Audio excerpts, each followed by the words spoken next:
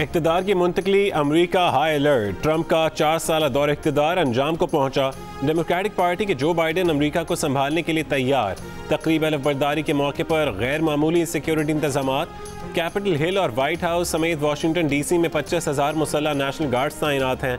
रुकावटें और खारदार तारें भी लगा दी गईं। सिक्योरिटी एहलकारों की भी स्क्रीनिंग। सदर ट्रंप तकरीब में शरीक नहीं होंगे। खातून अव्वल मेलानिया ट्रंप की अलविदाई वीडियो पैगाम में तशद्दुद की मजम्मत।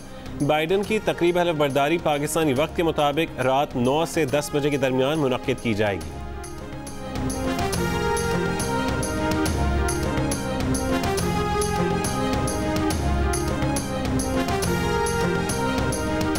ब्रॉडशीट मामले की तहकीकात के लिए सुप्रीम कोर्ट या हाई कोर्ट के रिटायर्ड जज की सरबराही में तहकीकाती कमेटी बनाने का फैसला।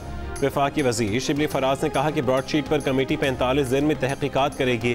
जिम्मेदारों के खिलाफ एक्शन लिया जाएगा। कमेटी देखेगी कि लंदन हाई कोर्ट के फैसले में कौन कौन लोग सामने आए। वफाकी काबीना के इजलास में पावर डिवीजन के तहत बनाई गई कोर कमेटी के मेंबरान को माली अवार्ड देने की भी मंजूरी दी गई। इजलास में इत्तफाक किया गया कि कमेटी ने रेंटल पावर प्रोजेक्ट्स की तहकीकात से मुल्क को बड़े माली नुकसान से बचाया।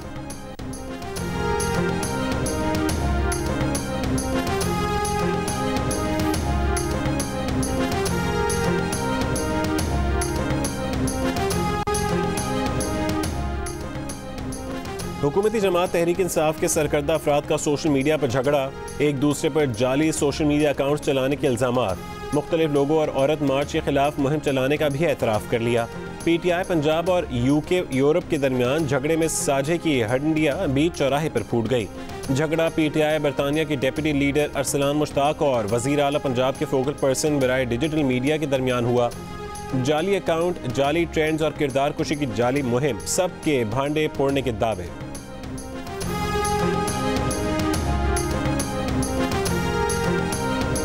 मरीम नवाज ने वज़ीर आज़म इमरान खान पर इसराइल और भारत से पैसा वसूल करने का इल्ज़ाम लगा दिया। कहा जब धड़ाधड़ पैसा आ रहा था तब पता नहीं था, जवाब देना पड़ा तो एजेंट्स याद आ गए। अगर ये सब तुम्हारे एजेंट्स ने किया है तो ज़रा ये भी बता दो कि 2018 के इलेक्शन में तुम्हारे बैलेट बॉक्सेस में वोट किस एजेंट ने डाले थे। मरीम नवाज की इलेक्शन कमीशन पर भी सवालों की बौछार। कहा बताएं 2018 के इलेक्शन में आपके हाथ पांव बांध कर RTS को बंद किया गया तो आप खामोश क्यों रहे।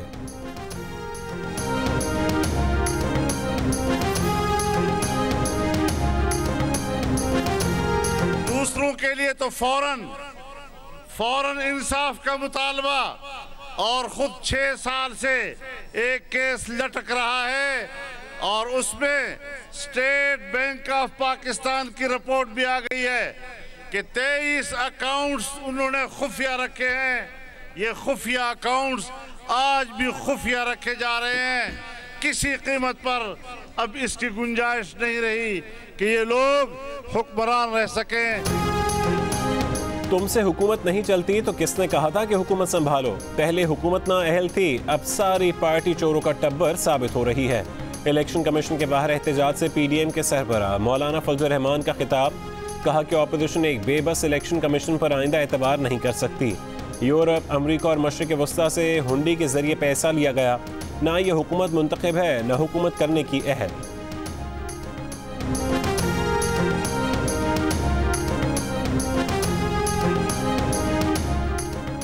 वफाकी वज़ीर फवाद चौधरी ने कहा है कि PTI ने फंड्स देने वाले 40,000 अफराद की फहरिस्त दी है।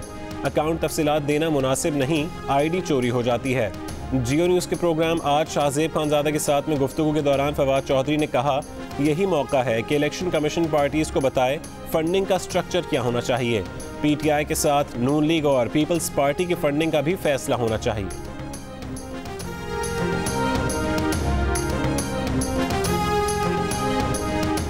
मुस्लिम लीग नून के रहनुमा राना सनाउल्लाह ने कहा है कि झूठे मुकदमे हमें सियासी मौक़िफ़ से नहीं रोक सके। जिस दिन फैसला आया कि तहरीक इंसाफ ने भारत से फंड्स लिए, ये कलअदम भी होंगे और मुकदमे भी दर्ज होंगे। जियो न्यूज़ के प्रोग्राम आज शाहजेब खानजादा के साथ में गुफ्तगू।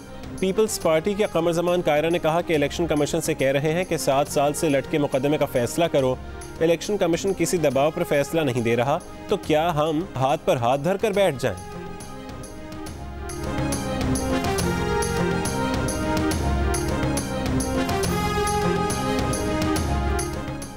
मरीम नवाज ब्रॉडशीट की बातें करने से पहले इस मामले को पढ़ लें, ये शरीफ खानदान के लिए दूसरा पैनामा साबित होगा। वफाकी वजीर दाखिला का मरीम नवाज के खिताब पर जवाब। शेख रशीद ने कहा कि मौलाना फजल रहमान के साथ फिर हाथ हो गया। वो एहतजाज कर रहे थे, बिलावल भुट्टो उमरकोट में जश्न मना रहे थे। इलेक्शन कमीशन के बाहर इक़्तिदार के भूखों का जुमा बाजार था।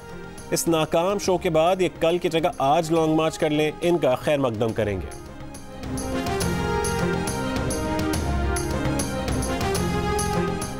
फॉरेन फंडिंग से वाज़ेह हो गया कि ये सिलेक्टेड ही नहीं, स्पॉन्सर्ड भी हैं।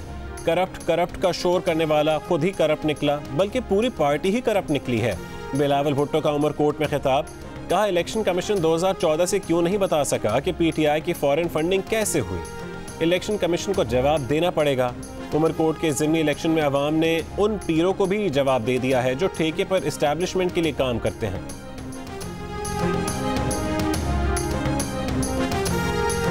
इलेक्शन कमीशन अपनी आईन और कानूनी जिम्मेदारियों से आगाह है। फॉरेन फंडिंग केस को मंतकी अंजाम तक पहुंचाने के लिए स्क्रूटनी कमेटी को हफ्ते में 3 इजलास करने की हिदायत की है।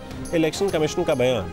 कहा कि स्क्रूटनी कमेटी के मेंबर की रिटायरमेंट के बावजूद पेशरफ्त की गई है।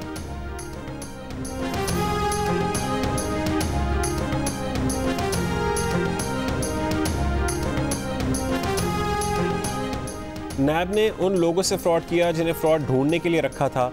सीईओ ब्रॉडशीट काव्या मूसवी की अदालती फैसला पब्लिक होने के बाद मीडिया से गुफ्तगू। कहा, उन्होंने 4 साल पहले $1 अरब मुंतकली का इंकशाफ किया, लेकिन कुछ नहीं किया गया।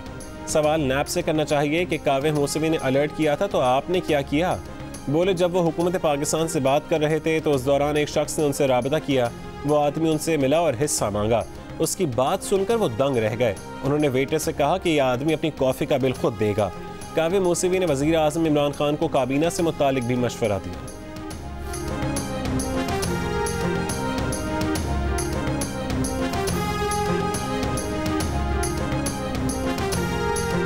So if you are saying that Shehzad is attacking you but not Imran Khan, whose government is there? Well, who's in charge? Every government is a fool's inside it. That's why occasionally people say, I invite Imran Khan to throw out this foolish man, the minister. वफाकी वज़ीर असद उमर ने broadsheet मामले पर बरतानवी अदालत के फैसले का हवाला देते हुए कहा है कि यह बात साबित हो चुकी कि शरीफ फैमिली कम अज़ कम सन 2000 से एवनफील्ड अपार्टमेंट की मालिक है। वाज़ेह हो गया कि नवाज शरीफ ने पार्लियामेंट, सुप्रीम कोर्ट और अवाम से झूठ बोला था।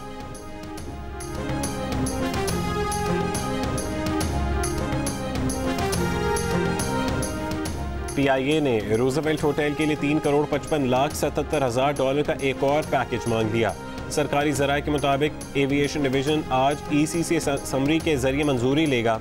रूजवेल्ट होटल न्यूयॉर्क के लिए इजाफी फंड्स के लिए आला इख्तियाराती कमेटी बनाई जाएगी। ECC ने 2 सितंबर 2020 को भी रूजवेल्ट होटल के लिए 14 करोड़ 20 लाख का माली पैकेज मंजूर किया था।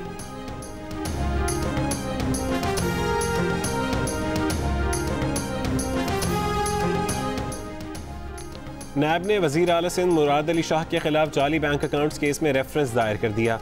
रेफरेंस में वज़ीर आला सिंध के खिलाफ सिंध में तवानाई मनसूबों में इख्तियारात के गलत इस्तेमाल और खिलाफ ज़ाब्ता फंड्स जारी करने का इल्ज़ाम है। रेफरेंस में मुराद अली शाह, अब्दुल गनी मजीद समेत 17 अफराद नामजद हैं।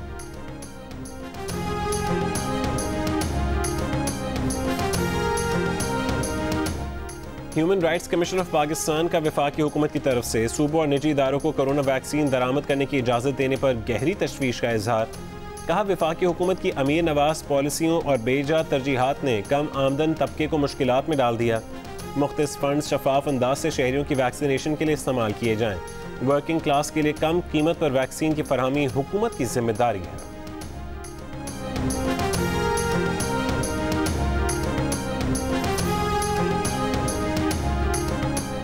विफाक से मिलने वाली वैक्सीन का इंतजार करने के बजाय सिंध का खुद कोरोना वैक्सीन खरीदने का फैसला। हुकूमत सिंध ने कोरोना से बचाव की वैक्सीन खरीदने के लिए $1.5 अरब से फंड कायम कर दिया।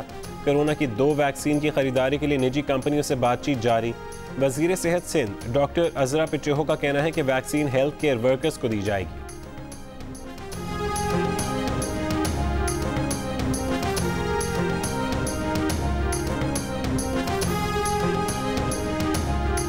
मुल्क में कोरोना से मजीद 58 अफराद इंतकाल कर गए। 24 घंटों के दौरान 1800 नए मरीज सामने आ गए।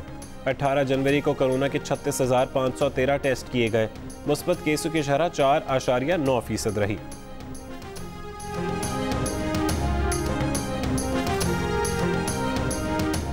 हुकूमत ने मईशत तबाह कर दी। नैब के नाम से ब्लैकमेलिंग का इदारा कायम किया गया। इलेक्शन कमीशन के बाहर PDM के मुजाहरे से JUIF के रहनुमा मौलाना अब्दुल गफूर हैदरी का खिताब। पीपल्स पार्टी के नैयर बुखारी ने कहा कि पाकिस्तान के अवाम इमरान खान से हिसाब लेंगे। नून लीग के एहसन इकबाल ने कहा कि वक्त आ गया है कि नालायक नाअहल सेलेक्टेड को घर भेजा जाए। ANP के अमीर हैदर होती ने कहा कि मुंतखब वज़ीर आज़म को इक़ामे के बेबुनियाद केस में नाअहल करार दिया गया। BNP मैंगल के सदर अख्तर मैंगल ने कहा कि अवाम आइन की बालादस्ती चाहते हैं। आफ्ताब शेरपाव बोले कि 6 साल हो गए इमरान नियाजी गैर मुल्की फंडिंग की तलाशी नहीं दे रहे। महमूद खान अचकज़ई ने कहा कि हम किसी के गुलाम नहीं, मुल्क को बचाना चाहते हैं।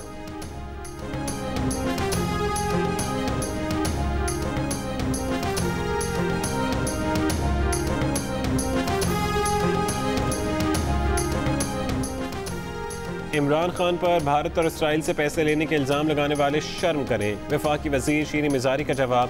कहा मरीम नवाज 2 NRO ले चुकी, तीसरा मांग रही हैं।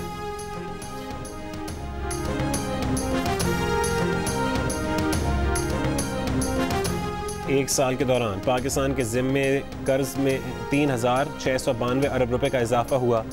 स्टेट बैंक ने नवंबर 2020 तक पाकिस्तान के कर्जों की तफसीलात जारी कर दी। रिपोर्ट के मुताबिक नवंबर 2020 तक पाकिस्तान के कर्जों का हुजम 35,822 अरब 60 रुपए था। पंजाब के सरकारी मेडिकल एंड डेंटल कॉलेजेस में 283 नशिस्तें कम कर दी गईं। फैसले का इत्तलाक इसी साल से होगा। Vice chancellor university of health sciences Javed Akram के मुताबिक MBBS में 267 और BDS में 16 नशिस्तें कम की गई हैं।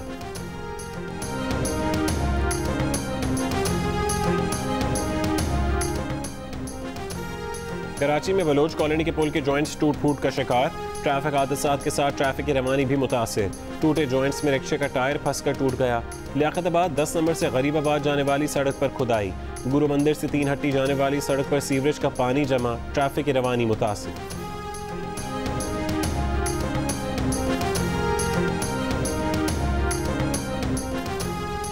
चिन्योट में ख्वाजा सरां का पुलिस पार्टी पर मुबैना तशद्दुद। हेड कांस्टेबल की मुद्दत में मुकदमा दर्ज।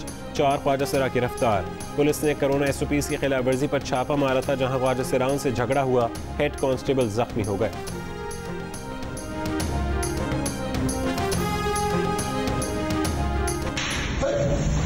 थप्पड़ मारने की नौबत इसलिए आई कि उन्होंने जब फिजिकली हरेस किया। हमारा टेम्परामेंट है नहीं कि कोई हमें टच करे और हम बर्दाश्त करें। उनकी नाजेबा हरकत की वजह से पहले मैंने जूतों से खूब मारा। जब मेरी कज़न ने जोर से थप्पड़ मारा तो मैंने वीडियो रिकॉर्ड की।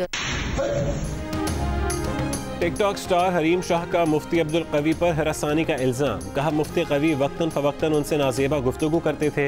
जब मुफ्ती कवी ने जिस्मानी तौर पर हिरासा किया तो उन्हें जूतों से मारा। थप्पड़ उनकी कज़न ने मारा। वीडियो उन्होंने बनाई। ऐसे लोगों को बेनकाब करती रहेंगी। मुफ्ती कवी कहते हैं कि थप्पड़ हरीम शाह की सेक्रेटरी ने मारा। मकसद वीडियो वायरल करा के 2 लाख रुपए कमाना था। वो मामला अल्लाह पर छोड़ते हैं।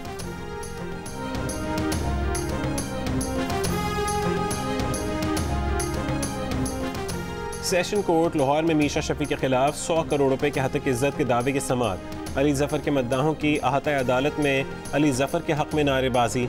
मीशा शफी की गवाह इफ़्फ़त उमर के बयान पर जिरा। इफ़्फ़त उमर के बयान की वीडियो को रिकॉर्ड का हिस्सा बना दिया गया।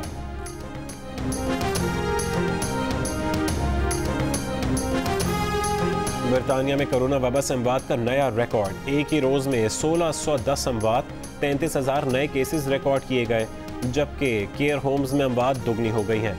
इस सूरत हाल में स्कॉटिश हुकूमत ने ऐलान किया है कि कोरोना पाबंदियां फरवरी के वस्त तक जारी रहेंगी।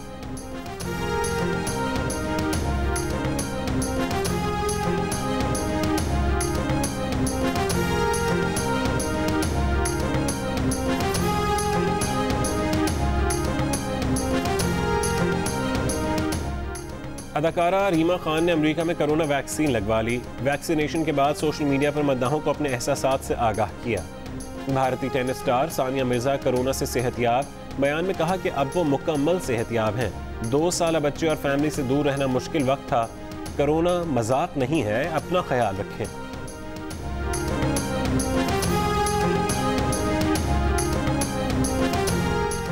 जनूबी अफ्रीका के खिलाफ टेस्ट सीरीज के लिए पाकिस्तानी टेस्ट स्क्वाड की लाहौर से कराची आमद। खिलाड़ी तीसरा कोविड टेस्ट मंफी आने के बाद जुमेरात से ट्रेनिंग का आगाज़ करेंगे। जनूबी अफ्रीका की टीम कराची जिमखाना में ट्रेनिंग की। पाक जनूबी अफ्रीका पहला टेस्ट 26 जनवरी से कराची में होगा।